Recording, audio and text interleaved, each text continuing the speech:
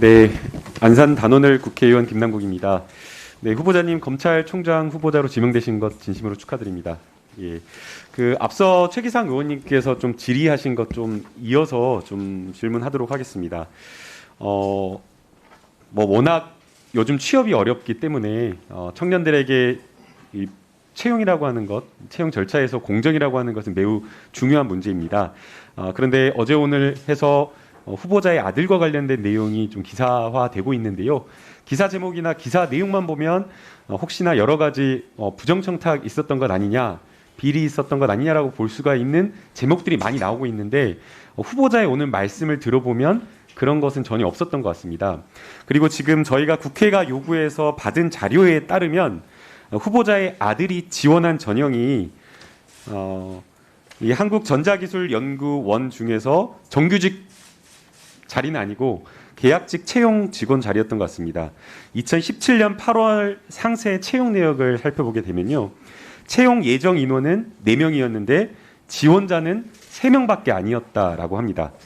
그리고 그 중에서 서류 전형 합격자를 2명을 뽑아서 최종까지 채용에 이르게 된 사람은 2명이었다라고 이야기를 하고 있기 때문에 이 지금 자료를 보게 되면 객관적 자료를 보게 되면 후보자가 영향력을 미칠 필요도 없었고 지금 객관적 내용으로도 영향을 받지 않은 것으로 보입니다.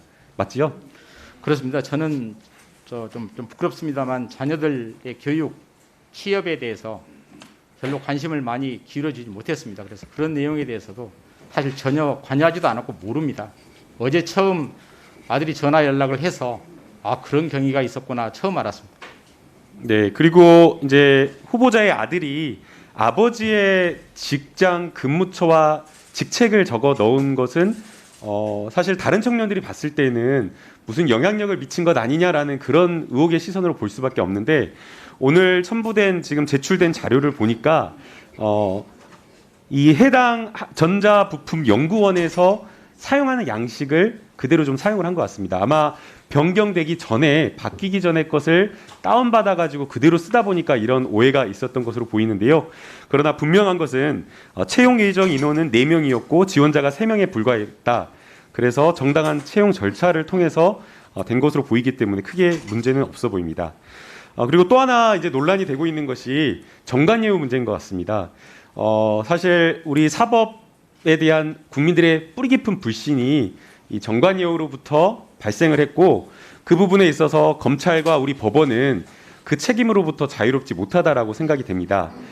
그래서 문제가 되는 것 첫 번째 하나는 후보자가 차관을 그만두고 퇴직한 후에 이 법무법인에서 받았던 월급 그 부분이 좀 논란이 되고 있는 것 같습니다.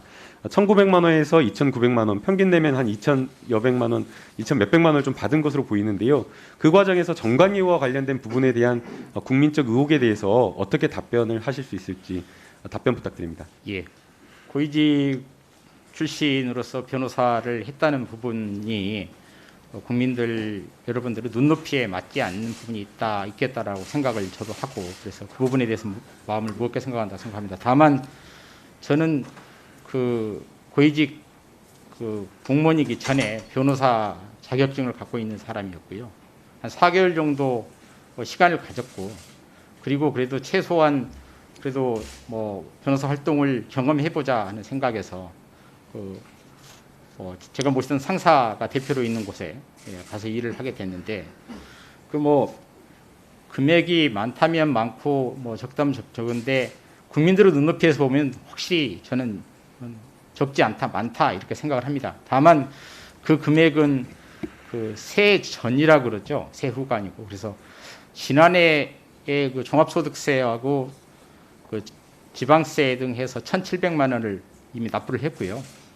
내년에도 아마 한 3천만 원 정도는 더 추가로 납부를 해야 됩니다. 그래서 그럼에도 불구하고 나는 금액이 적지 않다 생각을 하고 예, 제가 너무 길어지니까요. 네, 알겠습니다. 후보자의 어떤 경력이나 이력 이런 것들에 비추어 봤을 때 한 2,여백만 원은 사실은 크지 않은 어떤 정관예우라 볼 수 없는 월급인 것은 맞습니다. 네. 이제 그럼에도 불구하고 많은 국민들 눈높이에 봤을 때에는 고위공직자가 퇴직 후에 로펌에 가서 영향력을 또 행사하면서 큰 금액의 돈을 받는 것 아니냐라는 그런 불신이 있기 때문에 국민 눈높이에 맞춰서 정관예우를 뿌리 뽑기 위한 그런 노력을 해주셨으면 하는 바람입니다. 법사위에서 활동한 지 1년이 됐는데 정관예우 요즘에는 없을 거다라고 국민들에게 말하면 무슨 소리냐라는 말이 되돌아옵니다. 실제로 국민들은 그 돈을 1억에서 3억, 많게는 3억까지 큰 돈을 주면서 정관예우가 있다라고 하면서 실제 사건을 맡기고 있습니다. 그리고 실제 결론을 보게 되면 그러한 영향력이 있다라고 하는 그런 사건 처리 흐름이 보입니다. 검찰 내에서도 그렇고 역시 법원도 그렇습니다. 그래서 이 부분을 요즘은 안 그렇다라고 생각하지 마시고 인사청문회가 끝나고 검찰총장이 만약 취임하게 된다면 이 정관예우를 확실하게 문화적으로도 뿌리 뽑을 수 있는 노력을 좀 해주셨으면 하는 바랍니다. 유념하겠습니다. 네, 또 하나 이제 논란이 되고 있는 것이 이제 후보자의 그 정치적 중립과 관련된 부분인 것 같습니다. 앞서 이제 대통령께서 이 부분에 대해서 정치적 여러 가지 논란은 없다라고 답변을 하셨는데요. 아무래도 우리 정부에서 법무부 차관을 했기 때문에 그런 오해가 있는 것으로 보이는데요. 저는 개인적으로 우리 정부에서 어떤 정부에서 고위직을 했다라는 이유만으로 정치적 중립성을 의심하는 것은 있을 수 없다라고 생각이 됩니다. 재직하는 동안에 해당 공무원이 맡았던 사건을 어떻게 처리했느냐, 정권에 대한 수사를 덮거나 비리나 이런 부분을 뭉개거나 했다라고 한다면 정치적 중립이나 검찰의 독립성이 위험되는 후보자다라고 평가를 할 수 있겠지만 고위직을 했다라는 이유만으로 그렇게 평가하는 것은 부적절하다고 봅니다. 실제 후보자가 승진하고 검찰에서 고위직을 맡았던 것은 우리 정부뿐만 아니라 박근혜 정부에서도 대검 요직에 이렇게 두루 거친 것으로 보이는데 그렇지 않습니까? 그렇습니다. 제가 검사로 재직하는 동안 정치적 중립성과 관련된 논란은 저는 한 번도 없었다고 생각하고요. 모든 검사들이 선호하는 중앙지검 특수일부장을 소위 이전 정부에서 역임을 했고요. 검사장 승진 다 바라지 않습니까? 검사장 승진을 이전 정부에서 했습니다. 네, 국민을 위한 정권에 충성하는 게 아니라 국민을 위한 검찰로 거듭날 수 있도록 정치적 중립성과 독립성을 지키는 그런 역할을 해주셨으면 하는 바람이고요. 아마 대통령께서 이렇게 후보자를 발탁한 이유는 검찰 개혁을 마무리를 확실하게 좀 해달라. 그리고 또 올해부터 시행되는 새로운 형사사법 체계를 잘 뿌리내릴 수 있도록 해달라는 취지인 것 같습니다. 그런데 지금 검찰과 공수처, 경찰관의 사건 2010점과 관련된 논란을 보게 되면 좀 그런 모습이 잘 보이지 않은 것 같습니다. 여전히 검찰은 공수처를 견제하고 검사에 대한 사건과 관련된 이첩 시점을 늦추려고 지금 하고 있는 것 같습니다. 어제 KBS에서 보도된 기사 내용에 따르면 검찰에서 검사에 대한 그리고 공무원들에 대한 사건을 공수처로 넘기는 게 부적절하다고 판단되는 경우에는 대검의 주무부처를 거쳐가지고 검찰 수사에 보고하고 대검에서 그 사건을 넘기지 말기를, 그러니까 한 단기간 이 사건을 들고 있는 쪽으로 할 수 있도록 대검 얘기가 마련되어서 공수처가 검찰에 대한 수사를 제대로 하는 것에 대한 견제 역할을 검찰 스스로가 맡고 있고 또 공수처 출신을 현역 출신으로 불가시키는 그런 어떤 행위를 보이고 있는 것 아닌가, 이렇게 걱정입니다. 여기에 대해서 후보자의 의견을 말씀하신 내용은 제가 상세하게 보고를 받을 수 있는 입장이 아닌데요.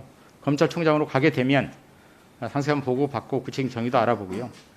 핵심적인 결론은 공수처와 검찰은 동반자로서 고위공직자 부정부패 범죄에 대해서 함께 협조하고 소통해야 된다라는 생각을 갖고 있습니다. 김남국 의원님 지금 질의 시간을 넘은 지가 한참 돼서요. 예, 다음에 보충 질의 때 좀 하시죠. 예.